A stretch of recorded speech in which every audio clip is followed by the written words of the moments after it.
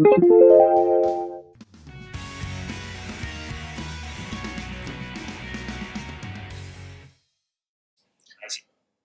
I was going to say who should come, but it sounds more like who shouldn't come. Is there anyone that you think it wouldn't be applicable to? What's really nice is that, I often say to people that in your journey, and this is all it is, in your journey, that there will be a time that you'll arrive. And when you arrive in that journey, you'll be comfortable to speak to anyone who comes into your space.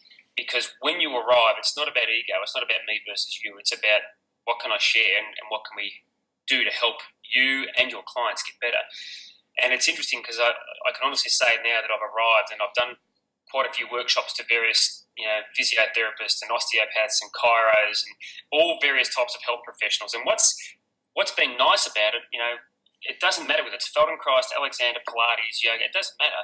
The beautiful thing is it's not about anyone being right or wrong. It's about how do we now get a more complete picture. Anything that I will do in that workshop, whether you're a doctor, a Pilates instructor, whether you're a coach of a football club, whether you can take these away, you can apply them, you can implement them, you can create something now that will fit straight into your program design without having to change anything. That's the thing I love about it.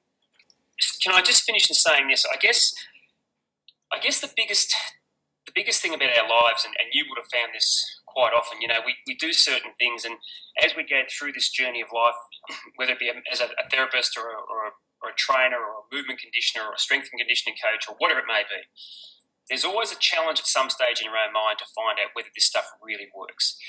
So a couple of years ago, I got involved with the local AFL club, whom, I have been out of AFL for about 12 or 13 years prior to that. And I'd done some work with a young man who had some major issues. Anyway, we got him back that year and he played in the premiership. And the following year, they asked me if I'd be involved from the conditioning side of things, and more than happy to. We did 36 weeks of training, and I put my goal was to put everything that I know into a team of which I knew weren't going to be totally professional. I knew there would be probably 30% or 40% of those players who would be professional. They're just a country club. 40%, and then you've got probably 30% who are semi-professional, and then you've got your last 20 or 30% who are totally non-professional. They're just there to have a kick and enjoy it and run around and have a few beers and that sort of thing.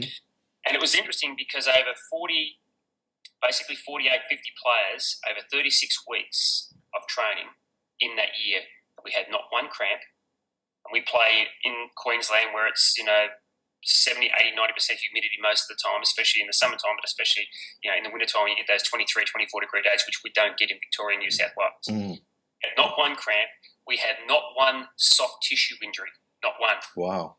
Not one. We had, a couple of broken bones because it's an impact sport, but not one soft tissue injury. We had a scenario where the players, we had a full list to choose from on the Thursday night before the grand finals. We had 28 players to fit into a 22-man side. So they went on, they won the premiership by 11 goals. Now, I backed up again this year, and I think always that the test is, can you do it 3 years in a row? And we didn't win the premiership. We finished third. We got knocked out. But the interesting thing was we had one hamstring injury for the year. And the funny part was it happened to a guy who was 103 kgs and 6 foot. And interestingly, when he did it, he came off the ground holding his hamstring. He was trying to chase down a guy who was 5'9" over about 80 metres after he'd been running around for 20 minutes in position. So he was just... Anyway, he came off and he said, I've done my hamstring. I said, really? He said, yeah, I haven't. I said, I don't know. We'll have a look tomorrow and see what goes on. So I don't ice. And I got him to do some simple mobilisers, which we'll do at the workshop. Within 2 days, he was doing a full depth squat with no hamstring pain. He played within 8 days. Was it hamstring? No, because we now know through research the hamstring 9 times out of 10 doesn't tear. It's tissue that glues. Now, when I assessed him after the game, his right hip was so elevated it was ridiculous.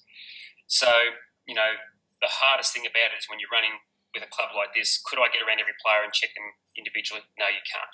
But it's interesting, 3 years or 2 years in a row where you've only had one injury over those 2 years, and it wasn't a soft tissue injury, it was actually a fascial injury, fascial tissue.